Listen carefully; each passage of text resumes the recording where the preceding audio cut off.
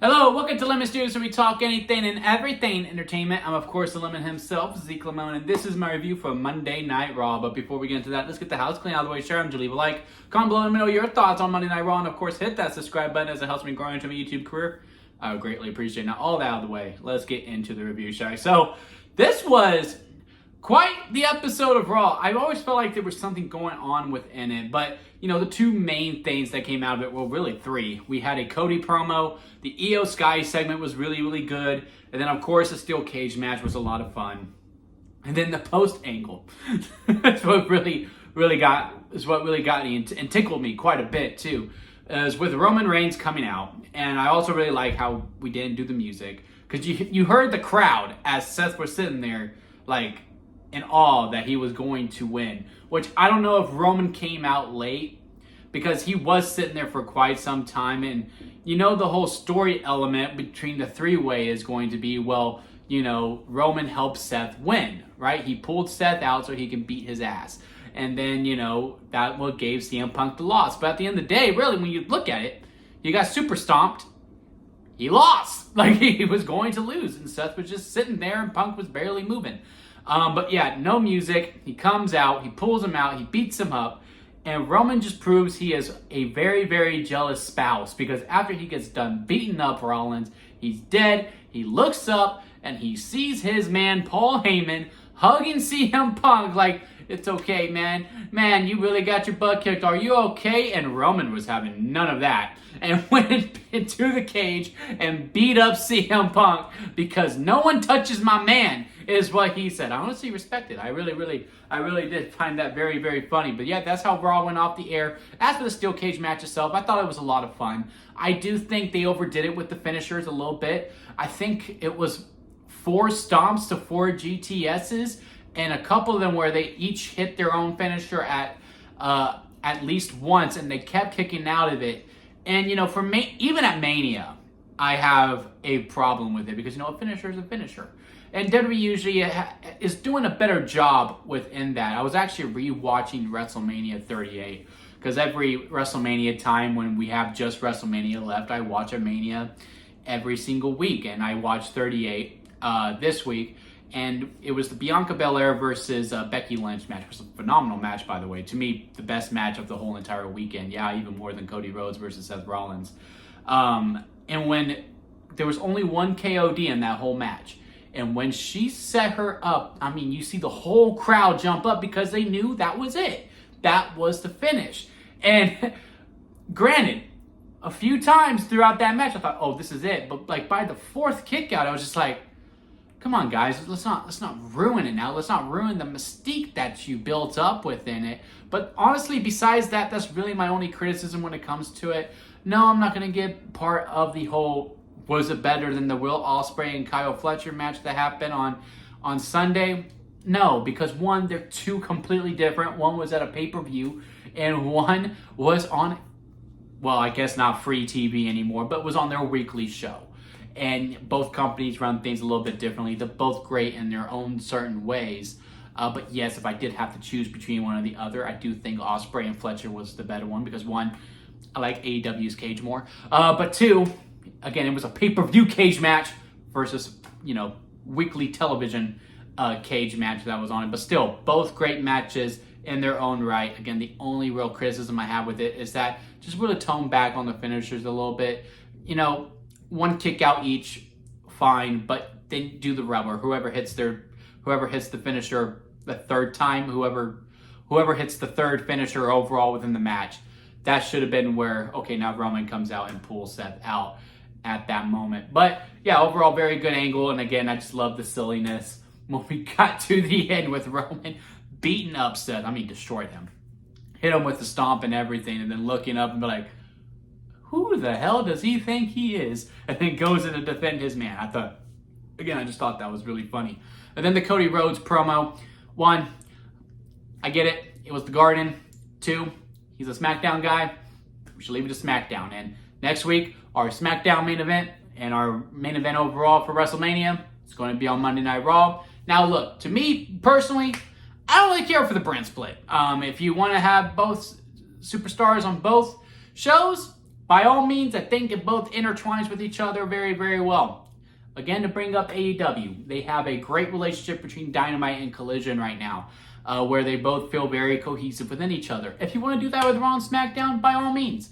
Just stop saying there's a transfer window, and now the transfer window is closed, and now Raw and SmackDown are their own entities. If you're going to do it, do it! Keep Cody on SmackDown until post-Mania, and then draft his ass over to Raw. It's really not that hard. But besides that, amazing promo as always. You know, I really like how the dichotomy of the crowd has completely shifted when it comes to Cena, because, you know, when it was Prime Cena, it was the females and the kids who are going, let's go Cena, and the grown men who've been watching wrestling for a long time would say Cena sucks. Now it's the grown men who say let's go Cena, and the females, and well, maybe not all the females, but the females and the children who now say Cena sucks. But for the most part, it's boos. I really do think once we do have both of them in there next week, I do think Cody's going to get more cheers. I am very curious to see how John Cena goes about it, and something about the fine speech that's going to hit out of his mouth now that he's a heel it's just gonna hit different. And it's gonna be really, really interesting to see next week. But yeah, overall, a really, really good promo. I really like. It does look like the main storyline that's gonna be going into Mania is that Cena, you are no longer the captain. I'm the captain now. I don't need to be an exact replica of you. Again, we'll see how Cena responds to it when we get the why Cena why explanation. I would imagine Cena comes out first to give his explanation. Or part of me thinks, you know, if he's really going to go into this, he doesn't need to explain. Cody should come out and, like, John Cena just never explains until later on when it's time for him to do his redemption arc back to Mr. Hustle, loyalty, and respect, whenever that is down the line or later this year. But, again, I am really amped for next week, even though, again, I think it's dumb that we're going to have our two SmackDown guys. Granted, Cena can do both.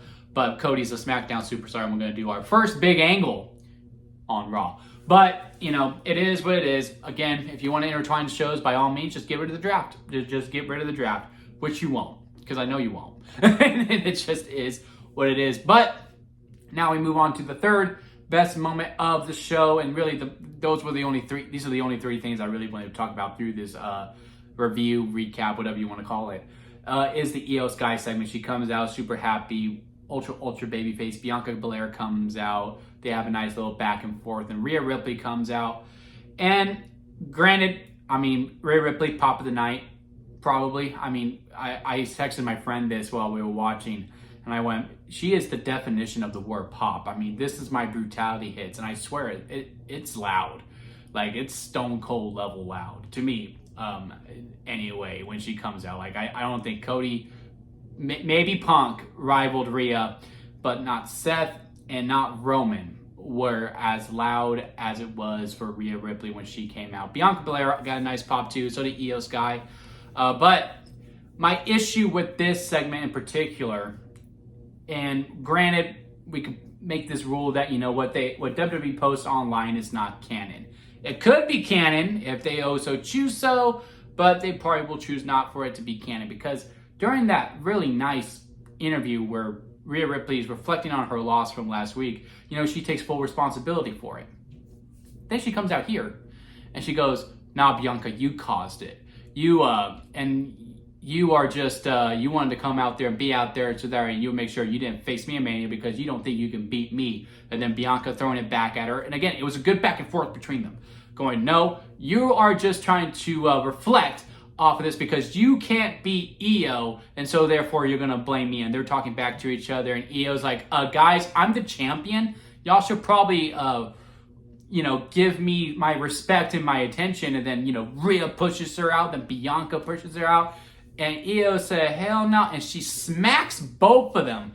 There's this very, very funny trend on this X user named V, I'll say X, but V, who does these edits with slap the out you. I already cussed already. I don't want YouTube to ban me by any means. But by Redman, that song by Redman, and I really hope he does it with this with this segment as well, because I mean, she really laid it into both of them, and she's cursing them out afterwards, saying, give me my respect, going out. setting up that triple threat. I just really hope we keep this momentum going all the way through. I don't know if Bianca's going to be on SmackDown this week. I don't think she needs to be. I think, now we leave SmackDown to just Jade and Naomi for now, and then Bianca just stays on Raw and stays within that focus within it. There's a storyline reason as to why she doesn't want to deal with it. She just wants to focus on her title match. And then we keep this momentum going, get this triple threat going, because it can possibly main event night 1. Night 2, I'm pretty sure, is locked John Cena versus Cody Rhodes. It is, the biggest attraction match ever. Hell, even people at my job are coming up to me and going, hey man, I haven't had a chance to talk to you about this, but that heel turn from John Cena, that was wild. Raw, is Raw on? And then having conversations like that too, it's bringing a lot of people in. So there's no way it doesn't main event overall. But night 1 is up for grabs. And it's between 2 triple threats, Punk, Roman, and Rollins, and then Io, Bianca, and Rhea. I would assume maybe the men probably take the lead as of right now. But again, if these women get some time, not only could they steal the show, they're going to make it a long day for everyone who has to follow after them. Because if they don't close night 1, they're probably opening night 2. And man, night 2 is going to be a long night if that's going to be the case for them. But yeah, great segment overall with those 3 ladies as well. Those were really the 3 main things on this episode of Raw that I really liked. I mean, I like the Jey Uso match with Grayson Waller. And I get it, there's some time in between before we really need to focus in on Gunther. But, this is our Rumble winner. We should make this in competition to main event. This Jey Uso versus Gunther match should be in the same realm as John Cena versus Cody Rhodes, as the 2 triple threats that we just talked about, as Tiffany and Charlotte also have this same struggle as well. It's just, with how long the road to WrestleMania is, it's going to lose fire. And I just think this feud has lost fire. Jey Uso is still super, super over. And again, the match was fine. He beats them up afterwards. Gunther comes in and does a headlock. I need promos. I need promos. It's the same with Charlotte and Tiffany as well. I just need promos. I need them going after each other. I need Gunther to attack Jimmy at some point too. It just really feels like the dial is still at 4. And I think we need it more at 6 right now. The tornado tag between the New Day and the LWO was fun too. Really like how Chad Gable come in. I know there's, a red herring that someone else was in the mask. I don't know if that's going to be a new superstar. If that's just a guy that Chad Gable paid off. I think it was a guy that Chad Gable just paid off. I don't think there's any big reveal coming in later. I really like how he went gracias as he got pulled away by security. That was really, really funny.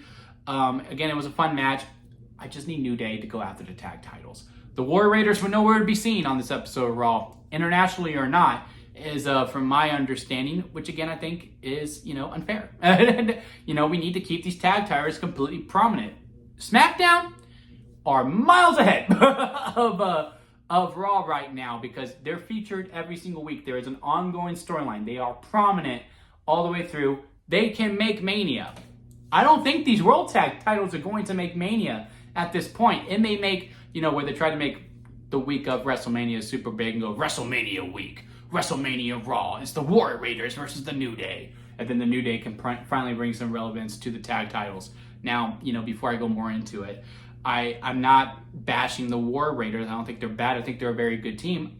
Again, this is just booking that clearly Mr. Levesque is not as invested within this storyline as some of his other stuff.